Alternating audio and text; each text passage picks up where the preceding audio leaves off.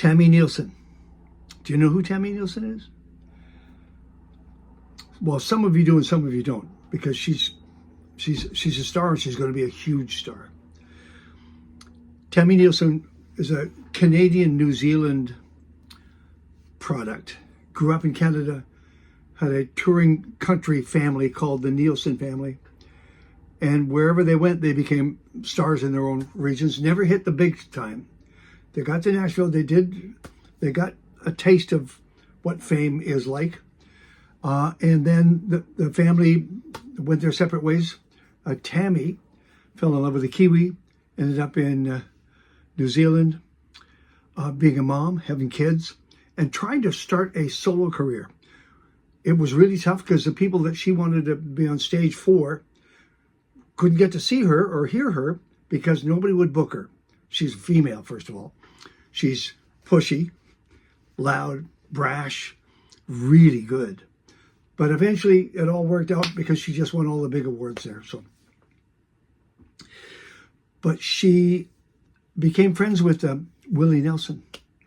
It's a long story, but you can hear it in other broadcasts. She just came off the road opening for the Outlaw Tour with an all-star aggregation, but at the top of that list, Bob Dylan, Willie Nelson. She's in good company now. She's just released her 6th album called Neon Cowgirl, which is a neon sign, cowgirl sign, in downtown Nashville. And it represents the highs and lows, the price of fame to her. She took her family just to show them what she was writing about and what kind of a country she grew up in. She got in an RV and took them on a 6-month journey all through all the legendary places in America and all the way through Canada as well, and then wrote about it. And that's what Neon Cowgirl is about. She's going to tell us those stories and more. She's well now after some medical issues. So is her brother, getting better. Enjoy this and go and find the music of Tami Neilson. Okay, thank you. I have a truckload of questions. Let me just start with a couple. Sure. Are you well? I am well, thank you. Yeah, it was And how's brother Jay? he's actually, with when it comes to anything with like the brain, it's gonna be a very long road Yeah. to recovery, but we've had some really great wins in the past month. He had his skull replaced, and it's just incredible how within 48 hours, his right hand was paralyzed, and within 48 hours he got mobility back after getting that skull replaced. And the surgeon said it's like the brain knows it's vulnerable and in danger, and so it's like in survival mode, and then the minute that skull goes back in, it's like, okay, now I can start putting some energy into your hand and into your speech. And yeah. Did you hear the songs that you wrote while you were going through recovery as well? You had your own problems in hospital. Yes. Yeah. Honestly, I said, you wouldn't want to be a Neilson right now. It's like, it's not good luck. Yeah, 2 years ago now, I was in ICU with sepsis and a collapsed lung when my surgery went really, it was just a very basic gallbladder. They said, oh, it's the most common procedure in New Zealand. You'll be up and running by Christmas. This was a week before Christmas, and pretty much everything that could go wrong went wrong. And so that's been a long journey of recovery as well. We talked in and around Kingmaker, but also before that, just as COVID was hitting, you were really recovering from just getting ready to make music, just setting an album out on the road, and the whole world shut down. And, Yeah. and you thought, this is pretty low. I came away saying, well, that is a tough nut. How's life now? You know what I've learned through that experience, through health experiences with my brother, all the things that we've all collectively been through in the last 5 years, particularly with the pandemic, um, that joy seldom exists without pain. And most people are carrying both at the same time. And I used to think, well, if you have joy, then that means you're not having pain, you're just full of joy. And if you're in pain, then you can't, you're so focused on the dark things like that are challenging you, but that you can't experience joy. But I've learned through all of these experiences that you carry both at the same time. Can music heal? Absolutely. And music, I think for the average person is such a healer. But I think for a musician, it's a healer, but it's also a way how we process our pain. And that's healing as well. So I feel really privileged that I can process pain through music and turn it into joy and turn it into something other people can process their pain with. But yeah, when you on paper, everything's coming up roses right now when it comes to my music and my career and having all these incredible opportunities unfold even in the last couple years since that moment we spoke in the pandemic. Could you name a couple of them? Well, for one, duetting with Willie Nelson, getting to perform at the Ryman for the first time, all these bucket lists moments that I have dreamt of for 30 years, are all coming true. All these dreams are coming true.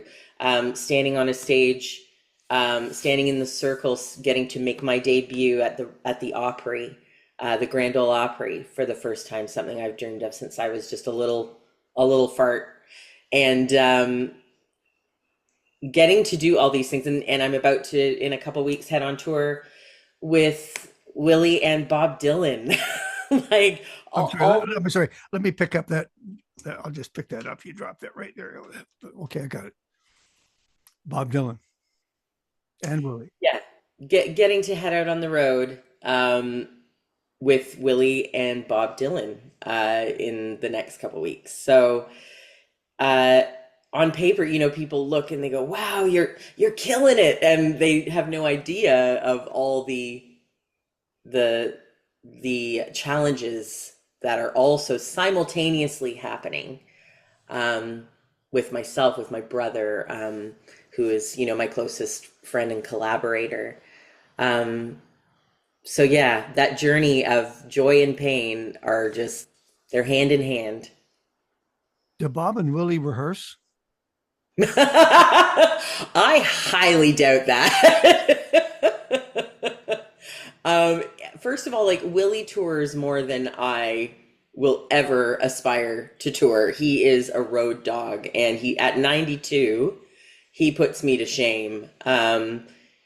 He so I don't think he needs to rehearse. He's playing every night, and Bob definitely strikes me as the type that lets, I think for him, and I don't know him yet. I haven't met him.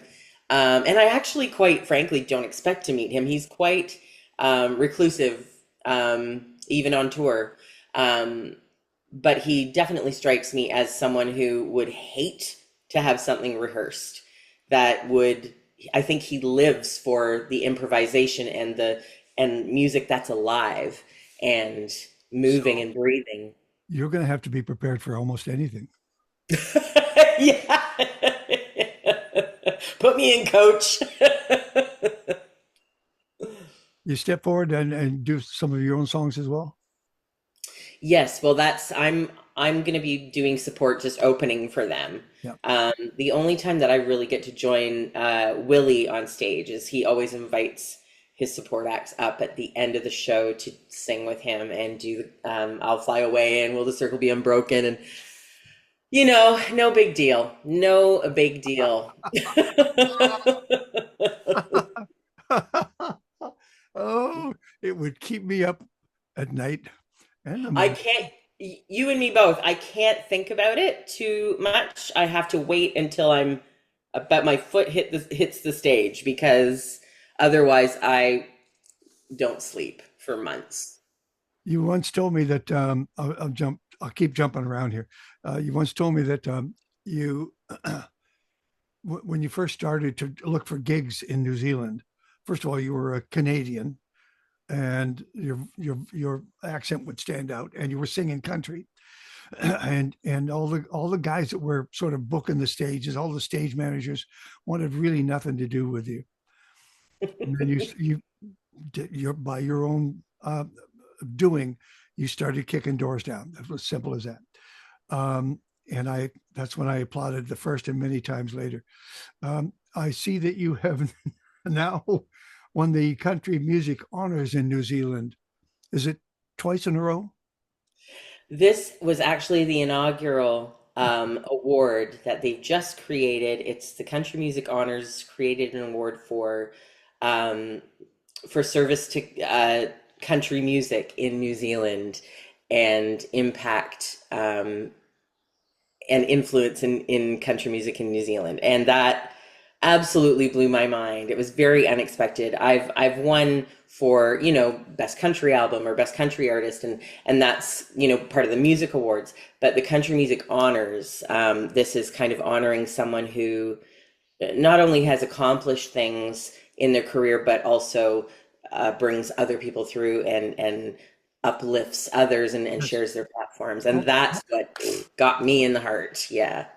And the video that they showed is by way of introduction. How'd you like that?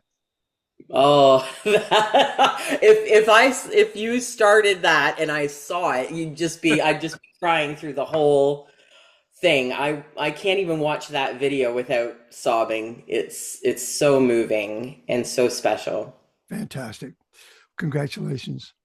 Thank you. That's a long, because I saw the beginning of that story. Well, I was part of it. You honored me by telling me the beginnings of that career. Now, where it's come. Now, you couldn't have dreamt this. Mm-mm. No, absolutely not. People always say, "Oh, what a dream come true to sing with Willie Nelson." And I'm like, I don't think I ever even dreamt that big. That would be something that was just completely unreachable and wouldn't even enter my thoughts because it was so um far-fetched. You wrote a song for your dad, uh, Yeah. and you needed a second voice in there to be the narrator, to be your dad's voice, and you Mm. wanted Willie to be that guy. You finally, after just so much world turmoil, you finally got a chance to sit knee to knee with him to sing the song. Yeah. How did that go? Terry, I my bowels were not well. Let's be real. Like, I said to my brother after we met Willie and I sat in a room with him and we ran through the song because we were performing it the next day at a festival and we were in his living room on his ranch and our voices like blended just in a room together, just and my brain just could not fathom this voice that was like, it's like the sun, it's like the moon, it's always been there, it will always be there, it's such a part of my life. To hear it in real time in a room blending with my voice was absolutely surreal. And we were singing the song and my heart was just pounding. And I said to my brother later, all these dreams that your head has, um, all these dreams that your heart has, that it doesn't take into account that your body can't handle it. Your body actually, your nervous system, everything just goes haywire. And being in that room at first, I was, my hands were shaking, my heart was pounding. I had my brother play guitar because my hands were shaking so badly. And but within minutes, he just completely put me at ease. Of course he would. Of course he would. Yeah. He's just with his presence and just with how he's the most non-celebrity celebrity you'll ever meet. You know, he's still that same Texas boy from Hill Country that and fame has not changed that at all. How was that first night at the Opry? That was another one where I said to my manager, I'm like, "Are you going to hold my hair while I puke? Because this is like, is that in the contract?" Um, it was, it felt like a wedding day where you're in the eye of a hurricane and everything's just swirling around you and you're trying to kind of take everything in. Was the safest place on in the spotlight on the stage by yourself into a microphone? Did that feel like a safe place? You know what? It didn't feel that way when I was by myself on that microphone. But one of the songs I performed was I was joined by Ashley McBride, Shelley Fairchild, and Grace Bowers all joined me for a song that we had written a month before and had never performed. What was I thinking? Let's just pile on the pressure. But when those girls walked on stage, I felt so uplifted. I felt supported and encircled, and that was a moment where I could just kind of sit back and go, okay, now I can actually just soak it in Was and that take it. Borrow My Boots? That was Borrow My Boots. And they Yeah. shot a video of it. That's fantastic. Mm, Fantastic. And we know what I love most about that song, other than the fact I just love the song, thank uh, you. is that the banjo player isn't doing traditional banjo stuff. The banjo player is doing funk. Yeah. Yeah. That That's my boy Neil Watson. to joy. And it was funny because I remember Steven Schramm, who is the producer of my latest album. I don't think he's ever produced a country album. He produced Crowded House, their latest album. He's produced, he's a huge respected producer in Australia. So Paul Kelly, a lot of, iconic Jimmy Barnes, Australian artists. And I remember, when I said, okay, I want banjo on this song, and he said, oh, like banjo is like sleigh bells. The minute you put it on a song, it's Christmas. Like there's no flexibility once there's a banjo. And I said, well, let's just hear me out. Let's just try this. And we sat in the studio, and the minute Neil started playing, Steven just fell off his chair and went, "Oh my God!" Like this is the whole song. This is it. Oh, by the way, that you keep referring to the new album, but I think we should. Your marketing people would really like it if you could say the name of the album as many times as possible. Yes, I'm sure. Neon Cowgirl. Neon Cowgirl is the For name those who of haven't been to Nashville, would you explain what a neon cow? Well, where it is and what it is? Yeah, well, I was inspired particularly by a very specific neon cowgirl. She's on the corner of on the front of what used to be a bank in Nashville, but then it was an old boot shop for decades, and now Luke Combs, I think, has taken over that space, Okay. and they've refurbished the sign. It now says Luke's on it instead of Boots, which I was highly offended by, but. But yeah, or no, it wasn't Luke Combs. It was Luke. Who's the other Luke? There's That's Luke's married. everywhere, all over Nashville. There's Luke's Some country everywhere. Luke, some country star Luke, Luke Bryan. Anyway, um, But what and did she represent? I mean, when you saw her before anyone knew who you were, what did it represent? I guess the neon cowgirl, figuratively and literally, represents Nashville for me. Okay. She towers over the main drag on Broadway. She was the one she was there all throughout my childhood, going there with my family band, then going there as a solo artist, then going there as a newlywed, and then most recently returning with my children from New Zealand, as we walked into the Ryman for me to play there for the first time. So she has been a witness to my entire journey in Nashville, and she definitely kind of symbolizes Nashville and that in country music, and also in a way that she's kind of this unreachable, glowing, presence that kind of, watches over everyone. I wrote these very important questions. I might as well use them. Okay. Tami Neilson, by the way. The name of the album is Neon Cowgirl. I think it's your sixth. Am I right? I can't even keep track, is it? It's your sixth. Comes out July the 11th, friends. As a matter of fact, it came out yesterday. Never mind. You talked about a thread in Kingmaker about looking for equality for women in the world, not on and off stage. I called it the thread through the music. What is the thread for Neon Cowgirl? I feel like the heart is still that, because that is my heart. A song like Borrow My Boots is still. Sure. But I think the thread throughout Neon Cowgirl is resilience and again, that joy existing alongside pain and survival and resilience. The album was mostly written and co-written with my brother, many songs.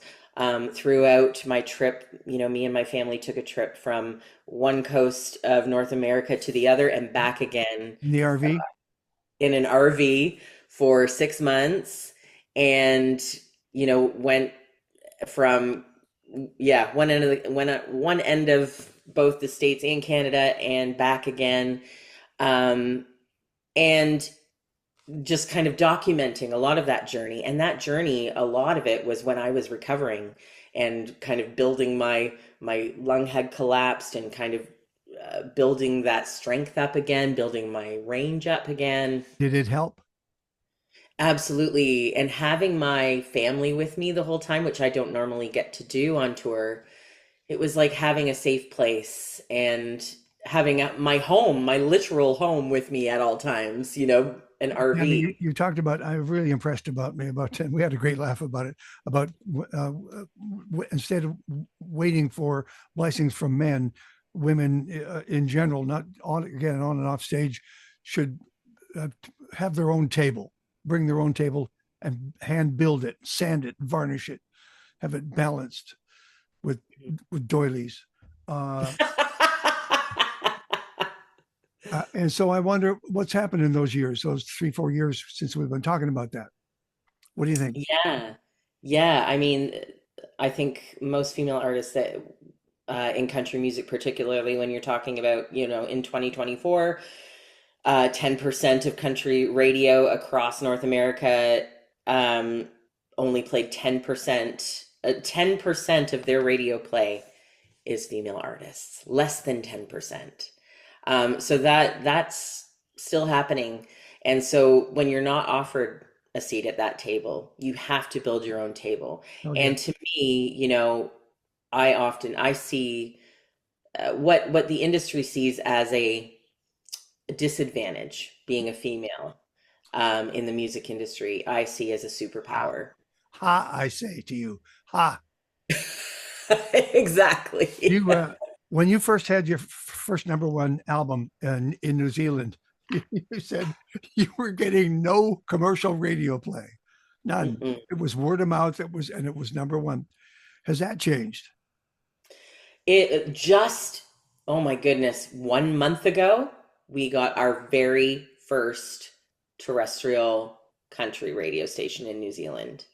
So that has not changed yet. But this is the first time in the 2 decades that I've been in New Zealand that my song, my new single, is being played on radio. So I Heart Country just opened a a station here in New Zealand. And yeah, I look forward, it's early days, so I look forward to seeing the impact that that makes for country music artists here. Tami Neilson on Mulligan Stew and the Mulligan Stew podcast and the YouTube channel. Let me ask you about a couple of tracks here because, you know, that's what we're doing. Uh, Keep On. Loved Keep On. First listen, Thank second listen, I loved it. And U-Haul Blues. Are they partners? How's it all work? Am I reading too much into it? They are definitely both uh, about my dad, um, at different, Times. very different chapters in my life. Um, Keep On it's such a special song to me.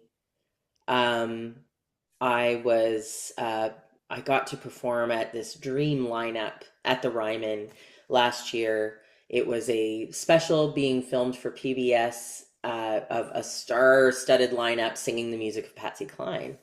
And on that lineup was Wynonna Judd. And Wynonna has been my hero since I was just a kid. You know, she's always been one of my true north artists. And she was that, like, when I was asked to do it, I'm like, all I care about, like, is getting to see Wynonna Judd and hoping to meet her. And I was like second up on the lineup, and her husband Cactus Moser is the MD for the show. He's her drummer and her MD. He came up to me at halftime and he said, she wants to meet you. Like, just head on up to her dressing room. And I'm like, so I'm like heading on up just casually to meet Wynonna Judd, my hero. And, you know, whenever I have these career milestones, like playing the Opry, singing with Willie, getting to meet Wynonna, playing the Ryman, I have this letter from my dad that I refer to, and I read it over and over. It's falling apart because I've read it so much. And it was a letter he wrote to me when I moved to New Zealand 20 years ago.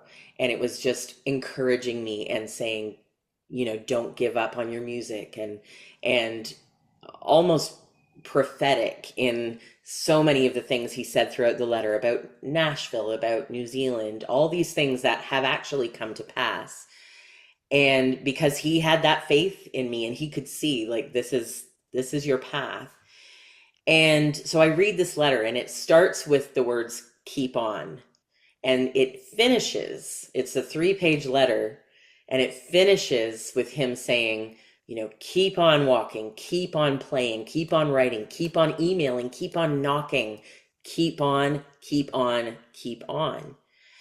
And I read the letter before this incredible concert, and I was carrying him in my heart, looking around at the Ryman going, man, he just would be over the moon to see where I am right now.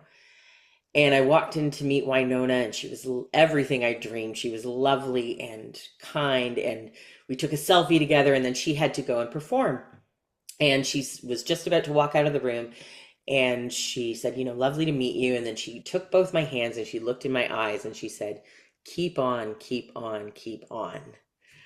And, you know, my dad's words coming out of the mouth of the person that my dad knew meant the most to me was she left the room, and I just stood there with my mouth hanging open and just tears rolling down my face. And the next morning is when I went to have a writing session with Laura Rogers of the Secret Sisters. And she said, how did last night go? And I told her this story, and she said, we've got to write that. Okay. The stories here, and U-Haul Blues is true. It's you can see it in the lyrics. Yeah, U-Haul Blues is, you know, growing up in a family that was very transient and very, I kind of get, when I see a U-Haul, I get triggered. But there's nothing romantic about that. You get in, you do it, you get out, you pack up, you get lax, you sleep at 2 o'clock in the afternoon. You eat each other's food. Um, but is there any romance? Are your memories great of that time? I still, again, with that, like, joy and pain always being simultaneous and coexisting, life on the road, growing up in our family band was always, it was difficult. And it was the best experience ever, all at the same time. It was good schooling, I'll tell you that. Although it didn't feel like it at the time. Foolish Heart. Why does that absolutely turn me to mush? What's going on there? It turns me to mush too. And I know I wrote it, but it's one of those songs. And, the beautiful thing is when you start getting to perform these new songs to audiences and seeing what connects with them. And that song absolutely connects with people. That is, it's a song about like that unraveling, of who we are, and again, like the pain that we carry and the love that we carry and these foolish hearts that always grab both, and that get overwhelmed by both. And the more love you grab, the more pain you grab, because that's how hearts work. Who wrangled J.D. McPherson for you? That How is did that another happen? example of sisterhood. That's when I say that, being a woman in the music business is seen as a disadvantage. But it's a superpower. Almost every opportunity that has come my way, singing with Willie, it was his wife Annie. Do Borrow My Boots, it was Ashley McBride. Um, Even getting to sing with JD McPherson, I was sitting on the porch with my girlfriend Nicole Atkins. She's an incredible artist herself, and we were having pizza and shooting the proverbial, and she just said, "So what have you got coming up? What would be your dream producer, or someone to collaborate? Who would be one of your dream collaborators?" And I named a few, and I said, "Well, JD McPherson is one of my favorites." And she's like, "He's like one of my best friends." And she said, "And he lives in Oklahoma, but he's in town right now producing, of all people, Jessica Simpson's next project. And he's at Studio A at RCA right now." She's like, "I'm going to text him." And it's midnight. It's midnight. And this is like a classic Nashville magic moment, like old school. And she texts him and she said, "You got to meet this friend of mine, Tami, blah, blah, blah." And he comes back and he's like, "Oh," he's like, "Dude, I've been in the studio all day. I'm so tired. I've just gotten back to the hotel. I'm heading to bed." And she goes, "Just wait." And she sent him the clip of me singing at the Ryman. Yes. And he just texts back and said, "Bring cigarettes." And that's how we met. It was at, midnight in Nashville. Um, Did you see through him on stage with who did you see him playing with? I saw him performing with Alison Krauss and Robert Plant. There you go. I, One I, of one I of my top I five saw the whole concerts of thing all time. stage side at the Edmonton Folk Festival last year, and I was astonished his importance in that band, in the sound of what they were doing. It was all coming from him. Mm. That He guitar. is, yeah, yeah. He's a master when it comes to knowing the right sounds. He's so schooled and steeped in the knowledge of classic music, and original kind of sounds from the 50s, the 60s, the 70s. He's immersed in that world and can just create these incredible sounds just at the drop of a hat. Okay, we can't just keep talking about songs. We got to talk about other stuff. Like, listen, Neon Cowgirl. You might have to set yourself away from yourself to talk in a third person. What's going to happen to this album? What's its life going to be? Uh, and I will tell you this in advance. This is your moment. Your book is officially fully open to read. Well, yeah, I'm gonna look into your crystal ball then, because that sounds that sounds very good. But I guess with every album, you hope that it's gonna connect. And I think, after 40 years in the music business, I don't have any kind of grandiose ideas. I just hope. You just do it well. But when you write the songs, your heart tells you, your bones tell you which ones have hit center target. You know the bullseyes. Well, you hope. Like, that's the thing. I can never say, because there's been songs in the past where I'm like, this is killer, and it just kind of went wah wah, No Canadian dates coming.